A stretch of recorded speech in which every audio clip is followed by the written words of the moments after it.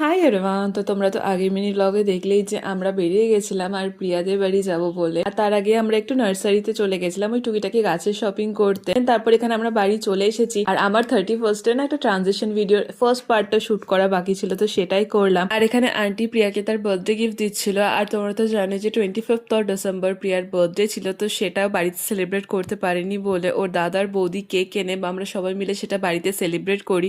After that সকালে ঘুম থেকে উঠেই দেখি যে গাছগুলো অলরেডি বাড়িতে চলে এসেছে। আর এখানের ওয়েদারটা দেখো, মানে 7-8 দিন ধরে তো আন্টি বলছিল একদমই রোদ ওঠেনি, আর তো খুবই ঠান্ডা, মানে ঠান্ডার গল্প তোমাদেরকে কি শোনাবো। আর শীতের সময় এই গাছগুলোকে দেখতে যে কি ভালো লাগে কি বলবো। দেন এখানে আমার খুব মেহেন্দি পরার ইচ্ছা, বিকজ আমাদের কলেজে অ্যালাও না, বলেন না যেটা মানা করবে সেটাই করতে ইচ্ছা করে। তো সেই হচ্ছে কথা, আমার মেহেন্দি পড়তে ইচ্ছা করছে বলে আমি প্রিয়াকে বললাম যে আমাকে একটু পরিয়ে দিবি, তো কিছুটা পরিয়ে দিয়েছে, আমি কিছুটা পরেছি। এখানে আমি পায়ে জুতো পরতে পারছিলাম না বিকজ আমি হাতে মেহেন্দি পরেছি, তো প্রিয়াই আমাকে জুতো পরে দিয়েছিল। দেন আমি, আন্টি, প্রিয়া আর বৌদি আমরা তিনজনে মিলে একটু বেরিয়েছিলাম বাইরে, বিকজ আন্টি বলছিল আমাকে একটা স্যুট কিনে দেবে আর গোলুর জন্য কিছু জামা কাপড় নেবে, তো সেটাই আমরা দেখতে বেরিয়েছিলাম। তো আজকের মতন ব্লগটা এতটাই রইলো, বাকি দেখা হচ্ছে নেক্সট পার্টে, তো স্টে টিউনড ফর দ্যাট।